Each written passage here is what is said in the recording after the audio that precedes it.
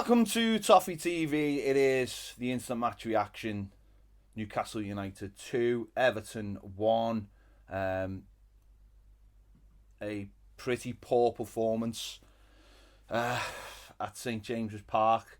And today for me, I just think the manager got it completely wrong. As far as I'm concerned, I think he got it completely wrong.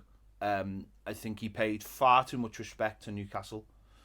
Listen, they're a very well organised side who, and we said this in the preview, they stay in games, they defend well, and they stay in games and wait for an opportunity. And today their opportunity come from a penalty. And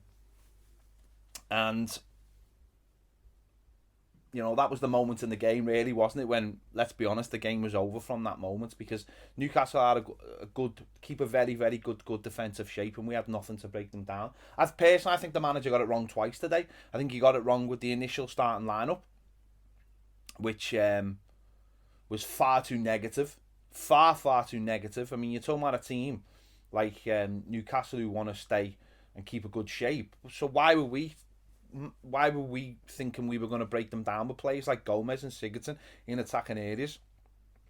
And then at half time, we got to 0-0 at half time, and that could have been the time then to bring a Gordon on, or an Iwobi, or a Bernard, or go 4-4-2 and play Shentosun. But he didn't, and I think he got it massively wrong. And I think the one he got wrong was Gomez. I thought Gomez was horrendous. I think he stunk the place out. I think it's the fact that he gave the penalty away, it just it's just caps off the day. He's horrendous today, and that position does not suit him. And we said this last week with Iwobi and Sigurdsson playing in the same role. Well, what's the difference that Sigurdsson and Gomez today come popping up in the same places, or just being our play behind Dominic Calvert-Lewin and expecting and Nkunku, you know, who's making his debut, to get up and give us the width on the right, and John Joe Kenny, who, bless him, I think I'm faster than John Joe Kenny. He's slow as anything. The fullback had no trouble with John Joe Kenny all day, and I just think I think Carlo's just made an absolute mess of this, and I think sometimes you know we're all within our rights to say that. As much as we love the fella, if he gets it wrong, because let's be honest, it's all right pointing fingers and saying Gomez is crap, or Gylfi Sigurdsson's crap, or whatever, or has been. We know that. We've known that for months. You know, we know that players like Bernard come off the bench and just don't give us anything. We know these things, so it's up to the manager then to come up with new ways of beating teams. And listen, I understood in a way the lineup he went for. Wasn't particularly happy with it, but I understood. I could see what he was doing. He was trying to be narrow and hope the fullbacks were going to give us the width. It never happened, and I thought he should have changed it at half time, and he hasn't. And we've paid the price for it early on in that second half. With listen, I don't know what is a penalty or what isn't a penalty these days. He's give it, and I'm not going to sit here and moan about it. He's give it, and it's changed the game, and you know, and then we've done nothing, haven't we? That's when we panic then. That's when we make all these subs, and I look at the team and I'm like, who's playing where? We've got no fullbacks on the pitch. Like, I don't understand why he took Nkunku off. I really don't. Because even though he wasn't playing well, I'd have just said to him, start pushing up, being the width. And he didn't, and he kept bringing a Bernard and a Wobie's on, and he left. I know people are saying, I left Anthony Gordon. I'm yet to be convinced of Anthony Gordon in terms of like he'll come on and he will absolutely do something. But I understand the point of, well, he's a little bit different. I just look at that team he started, and as I said, it's the team that started the second half that annoyed me, not the team necessarily started the first half. You go somewhere like Newcastle, you try and keep it tight, and you try and nick one, which is exactly what they're trying to do as well. But I just don't think we were brave enough. I thought it was a real opportunity second half to go out and push them back and be really brave and have a go at them and start making them ask questions. But they just did the same. All they did second half is did exactly what we did. They come out and went, these are playing like us. Let's be a little bit braver. And they started knocking it down the line and started playing, you know, the kind of football that we should be playing. And listen, I know we've got James Coleman out. I know we've got Delph out. I know we've got James Rodriguez out. And I know we've got Richarlison out. But be a little bit braver. Everyone should be a little bit braver. I think the only time we decided to have a go was when we seen that 6-minute ball go up. I mean, what's all that about? You know, don't Nick. You know, their second goal, by the way. I think for me now, I think one of the reasons why maybe we're not braver is because with Mina and Keane, there's no pace between them, and I think maybe that's the next thing we have to do is get some pace into the back four in the central positions, and that might mean Mason Holgate when he comes back, or it might even mean Ben Godfrey, who's obviously missing today because he had a little hamstring injury. But I just don't understand why we were so negative. I don't understand that. Like, you know, it's new. Listen, I'm not going to sit here and slag Newcastle off because they've done their job brilliantly today. Absolutely. They've what they've set out to do, they've done it to a T. But I've got no idea what we were setting out to do. I really don't, because it was just that when you start a game with 5 centre midfielders, you're already saying there's going to be a negativity, aren't you? So I didn't get that at all. I really didn't. I think Carlo just made an absolute mess of it today. I really do. And as I say, I think he made a mess at the subs were poor as well. In terms of who he brought off. I mean, the first, probably I would have just... sometimes I just don't understand. Like, I'd have left Nkunku on. You know, definitely. I would have dragged Gomez off at half time. I'd have dragged maybe Sigurdsson off. Delph off. You know, you shouldn't need Delph if you've got Allen on the pitch. You know, some of them are just... As I say, I don't get it. And, you know, listen, again, we're sitting here. It's another defeat, 2 in a row. I get that. First time that's happened under Carlo Ancelotti. In the circumstances for that, the squad isn't very good. Let's be honest. We all know that. And, you know, next week, hopefully we'll have Delph back. The Dean back. I don't know whether Seamus Coleman will be back. But I think he's got to freshen up the centre-backs.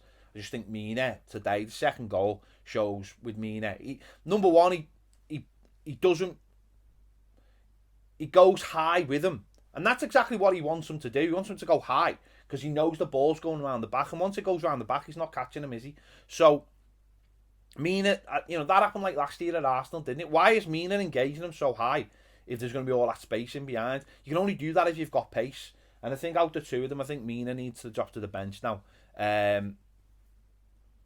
It was just poor, but as I said, there was the two things that annoyed me was the lack of bravery, and that we didn't. I mean, I suppose it's the same thing, isn't it? But it's a lack of bravery is the number one thing for me. Is that players just pass, go back, pass, go back, pass, go back. It's like someone have a dig, someone try and get into the pockets and behind. And listen, Dominic Calvert-Lewin scores a good striker's goal at the end. He's completely lacked the service there, completely all game. Anybody gets the first little one. I mean, he had a little chance just before that. But there's no one supporting them. Why isn't the Core breaking through midfielders if all those players are there? Say to the Core, players a split striker at times. Frustrating, but as I said, I think Carlo's got to take this one. And listen, we nearly got something out of it. You know, Bernard loops that cross in and the goalie pushes it over the bar. But we didn't really deserve anything, let's be honest. And as I said, once they got that penalty, I didn't think like we were ever going to get back into the game, because for the second week in a row, I just thought the players just looked like they didn't have any ideas how they were going to support Dominic Calvert-Lewin. And again, Don showed in this game that if you give him half a chance, you know, he'll make something of it, and he has today. But you know, listen, we need Hammers back. It's another game where we haven't won without Richarlison. Which speaks for itself, really. Speaks volume for itself. And all we can do is just learn from playing players who are far too many players who are very, very average. Again, we talk about Iwobi and Sigurdsson last week. Today it's Gomez and Sigurdsson. You know, Sigurdsson walking out there with the armband. Jesus Christ, it's unnerving. It really is. It's unnerving. But listen, when everything's going right, it's great, isn't it? When everything's going wrong, you know, you've got to sort of keep that level You know, you can't get your highs can't be too high and your lows can't be too low at this time of the year because mad stuff's happening all over the gaff. And listen, we are. This is This is, I suppose, who we really are. Once you scratch the surface, we haven't got that much. And if we lose our best players, James Rodriguez and Richarlison, we're not going to be anywhere near the threat we are when we've got them. Of course, we're not. The next thing we have to do when it comes to transfer windows is start bringing better players in to supplement them, and that's all we can do. And it was always going to be like this. Always going to be like this. You know, I said it. You know, we've got a home game next week. I know Manchester United. It's a tough game. Hopefully we'll have a couple back, but I don't think it's going to get. You know, we have got the international window. You know, we haven't won a game in this half after the last one. The next one can't come quick enough really for getting players back. Mason Holgate. Good to see Tosin on the bench, I suppose, but really didn't do anything when he came on. Looked really lacking in match sharpness. But obviously getting James Rodriguez back fit, getting Richarlison through that suspension, are massive. But I don't know. We're gonna have to. We need to really. I don't know where we are with the starting 11 either. I don't really know why. Well, Gomez has just looked completely off it. But listen, it is what it is. It's a defeat, and you have to take it on the chin. Newcastle did exactly what we said they were going to do. Exactly what we said they were going to do. They were going to sit in till he waited and got that chance, and they got the chance through the penalty. It was stupid because whether it was a foul or not, Andre Gomez is not paying attention, and this is his biggest problem with in anywhere he plays. He's never paying attention to what's going on around him. He plays in his own little bubble, and the penalty showed that. He had no idea there was a player behind him. So as soon as there's contact, it's a foul, isn't it? I mean, whether we like it or not, it's a foul, and that's football now. You touch someone, they go down, it's a foul. And it's a penalty, and that's just the way it is. So listen, we're still up there. You know, we're still in the European places. That's the most important thing at the moment, and we have to turn that round. You know, the couple of bad defeats, couple of bad away defeats, we have to turn that round very, very quickly. It is what it is. As I said, I'm putting it all on Carlo today because he knows his players, and he should know that. You can't put those players together. Some of those players, Sigurdsson and Gomez, Jesus Christ. So, can't wait for the return of those four players. At least we got Dean back next week, which is good. There's a definite one. We'll have to wait and see on two of the others, and obviously Richarlison will be his last game suspended. So, and it goes back to what Richarlison did in the derby. Stupid boy. You know, who's counting the cost of that? Who's counted the cost of that more than anyone? Us. So, there we have it. Another long week ahead of Evertonians. Anyway, thanks for watching. Leave your comments. So I'm doing this live. I'm watching loads of Reds commenting. They're weird, aren't they? Dead weird. Their comments are as long as Virgil van Dijk is out for. Weird. Very, very strange set of fans. Sunday afternoon and nothing better to do but come and comment on Everton videos. Very, very strange anyway. There you go. So leave your comments on the game. Let me know what are your thoughts. You agree with me on Carlo Ancelotti got it wrong today, or do you just think it's on the players? Let me know. Leave a comment. Give this video a like. Subscribe if you haven't already. If you want more great videos like the live final word tomorrow that we'll be doing over on Patreon, get involved.